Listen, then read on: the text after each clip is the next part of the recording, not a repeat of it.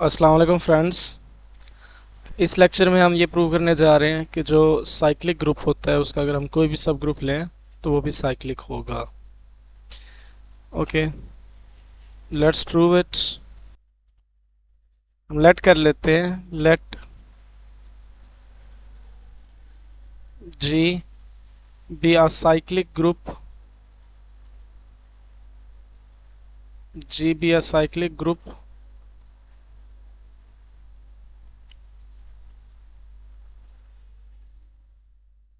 Generated by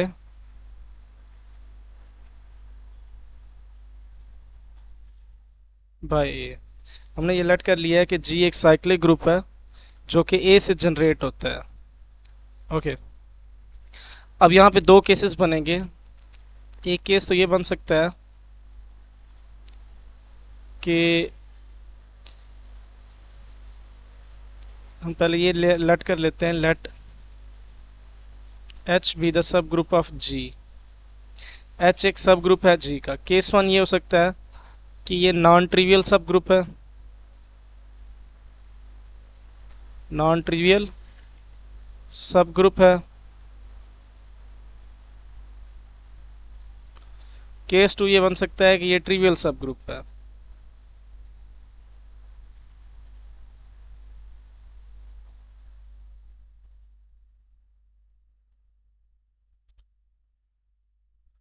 अगर तो ये ट्रिवियल सब ग्रुप है तो हमें कुछ प्रूव करने की ज़रूरत ही नहीं है।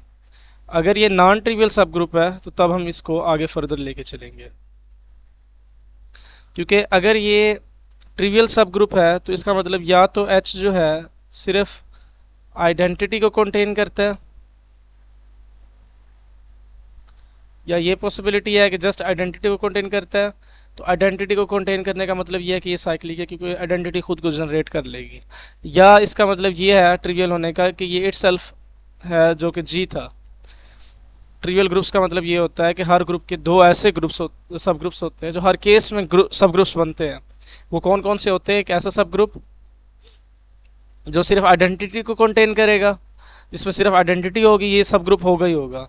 और एक और सब ग्रुप होता है जो इटसेल्फ वाला, यानी कि ग्रुप का जो इटसेल्फ सबसेट है, यानी ग्रुप का वही सेट। हमें गिवन क्या था? अगर मैं इसको मार्कआउट करूं, हमें गिवन ये था कि जी इज जनरेटेड बाय ए। ये हमें गिवन था। तो अगर ये गिवन है तो इससे क्या पता चलता है हमें? देन स्टेटमेंट ये है कि अगर जी ए से जनरेटेड है तो जो एलिमेंट्स हैं जी के, elements of G are powers of A.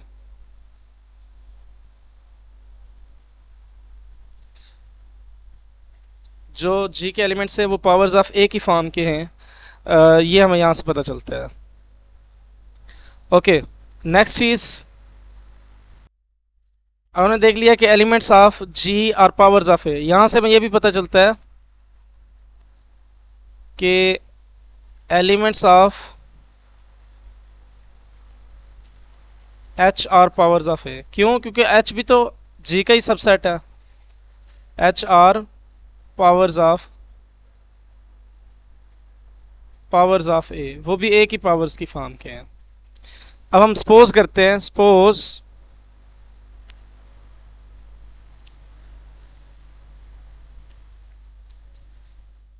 a to the m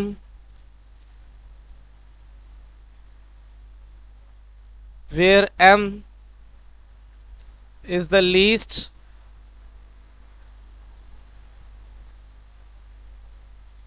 integer such that a to the something belongs to h।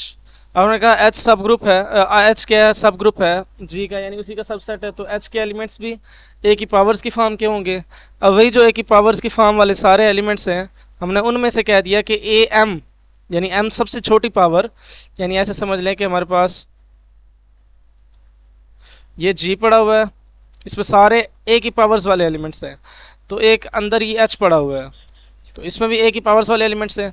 फर्ज करें इधर पड़े हुए हैं a की पावर 10 पड़ा हुआ है, a की पावर 11 पड़ा हुआ है, तो a की पावर 7 भी पड़ा हुआ है, तो हमने a की पावर 7 को लेट कर लिया कि ये हमारे पास टारगेटेड थिंग है, इसको हमने अभी लेट कर लिया कि ये एलिमेंट मौजूद है h में। ओके, हमारा क्लेम क्या है इस केस में, इस इंटीजर को मैं नाम दे देता हूँ, सॉरी इस एलिमेंट को मैं नाम दे देता हूँ लेट c इक्वल्स टू, वो जो हम कह रहे हैं कि छोटी पावर है a की, a टू दी m, उसको हम c का नाम दे देते हैं। अब हमारा क्लेम ये है कि h is generated by c, हमने ये प्रूव करना है कि h जो है वो जनरेटेड है c से, ये हमारा क्लेम है। ओके, इसको कैसे हम प्रूव करेंगे इस क्लेम को, हम कहते हैं टेक, हमको एक आर्बिट्रेरी नंबर ले लेते हैं h का, टेक, मैं फ़र्ज़ करें मैं t लेता हूँ जो कि h को बिलोंग करता है। अब t भी कोई a की पावर होगी, तो मैं a की पावर ले लेता हूँ जी n, यानी वो जो t मैंने आर्बिट्रेरी एलिमेंट लिया है h का, वो a to the power n के इक्वल है। ठीक है, अब एक पावर हमारे पास पीछे थी m और एक n है, m छोटी पावर थी, n बड़ी पावर है, तो अगर डिवीजन एल्गोरिथम लगाऊं तो n equal to q m plus r के इक्वल हो जाएगा, जिसमें r क्या होगा, ग्रेटर दैन और equal to 0, less than m होगा। अब हमने कह दिया कि t बिलोंग करता है h को, इसका मतलब a की पावर n बिलोंग करता है h को। अब a की पावर n का मतलब क्या है, a की power q m dot a की पावर r बिलोंग करता है h को। अब a की पावर क्यू एम यानी a की पावर m ऊपर पावर q डॉट a की पावर r बिलोंग करता है h को। तो ये कब बिलोंग करेगा, जब ये एलिमेंट भी बिलोंग करता हो h को और ये एलिमेंट भी बिलोंग करता हो h को। इसका मतलब a की पावर r बिलोंग करता है h को, क्योंकि ये तो ऑलरेडी करता है ना, a की पावर m, उसकी कोई पावर ले ले वो बिलोंग करेगा ही करेगा। अब a की पावर r भी बिलोंग करना चाहिए h को, अगर a की पावर r बिलोंग करता है h को तो ये तो कंट्राडिक्शन आ जाएगी, क्योंकि हमने ये कहा था कि a की m जो है वो लीस्ट एलिमेंट है, अब r उससे छोटी पावर मिल गया जो h को बिलोंग करती है, तो इसका मतलब r को क्या होना पड़ेगा, ज़ीरो होना पड़ेगा, r को क्या होना पड़ेगा, ज़ीरो होना पड़ेगा। अगर r ज़ीरो होता है तो ये एक्सप्रेशन क्या बन जाएगी, n equals to q m plus r की जगह पे 0 आ जाएगा, n equals to q m. ठीक है, देखिए मैं रिकैप कराता हूँ, a की m हमने कहा था m छोटी पावर है जो कि बिलोंग करती है h को, फिर हमने आर्बिट्रेरी एलिमेंट लिया t जो कि a की पावर n के इक्वल है। अब n बड़ा है तो डिवीजन एल्गोरिथम लगाएंगे, ऐसे समझें कि n मैंने अंदर रखा, m बाहर रखा, जब डिवाइड किया q इसका क्वोशंट आया, जो भी नंबर हुआ नीचे रिमाइंडर बचा, तो n equal to q m plus r के इक्वल, ये डिवीजन एल्गोरिथम मैंने लगाया। अब ए एन बिलोंग करता है h को, तो मतलब a की पावर n की जगह पे q m plus r put करूंगा, इसका मतलब a की power q m plus r belong करता है h को। क्यू एम प्लस आर को मैं अगर तोड़ के लिखूं पावर, तो a की power q m dot a की पावर r बिलोंग करता है h को, इसका मतलब a की power m power q dot a की पावर r बिलोंग करता है h को। अब ये तो ऑलरेडी करता ही था, क्योंकि a की m करता है तो इसकी कोई भी पावर आप ले लें वो h को बिलोंग करेगा। अब इसका मतलब ये भी बिलोंग करना चाहिए आर एच को, अगर ए की पावर आर बिलोंग करता है एच को, तो ये कंट्राडिक्शन है। क्यों, क्योंकि हमने कहा था एम जो है ए की सबसे छोटी पावर है जो एच को बिलोंग करती है। अब ये एम डिवीजन एल्गोरिथम की रूह से एम जो था आर से बड़ा था, यानी आर उससे भी छोटा है, तो कोई छोटा नंबर एम से कैसे बिलोंग करता है एच को, जब हम ये कह के आए हैं कि एम सबसे छोटा है, तो मतलब ये कंट्राडिक्शन है। इसका मतलब आर को क्या होना पड़ेगा, लेस देन एम, बल्कि ये कंडीशन तो फॉलो नहीं हो सकती इस लिहाज से, तो फिर क्या होना पड़ेगा, आर को इस कंडीशन को फॉलो करना पड़ेगा कि आर को 0 होना पड़ेगा। अगर आर 0 होता है तो n equal to q m हो जाएगा। N equal to q m का मतलब क्या है कि टी किसके इक्वल था, ए की पावर एन के, टी एक आर्बिट्रेरी एलिमेंट था, तो टी इक्वल हो जाएगा ए की पावर एन की जगह पे पुट कर सकता हूँ एम क्यू, एम क्यू। अब मैं इसको फर्दर कैसे लिख सकता हूँ? फर्दर मैं लिख सकता हूँ कि t इक्वल्स टू ए की पावर m पावर q। अब ये जो नंबर है t इक्वल्स टू ए की पावर m पावर q, अब हमने ये कहा हुआ था कि t जो है बिलोंग करता है हमारे h को। तो देखें ये a की पावर m यानी a पावर m की सम पावर है, यानी t इक्वल टू a की पावर m को हमने क्या कहा हुआ था? ऊपर c कहा हुआ था, यानी c की सम पावर है, c की पावर q है।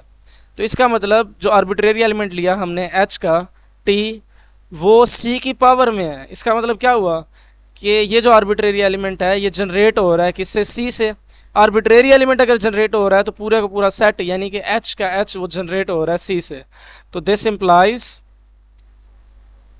h is generated by c। यहां से पता चलता है कि जो h है वो जनरेट हो रहा है किससे? c से। So that's it.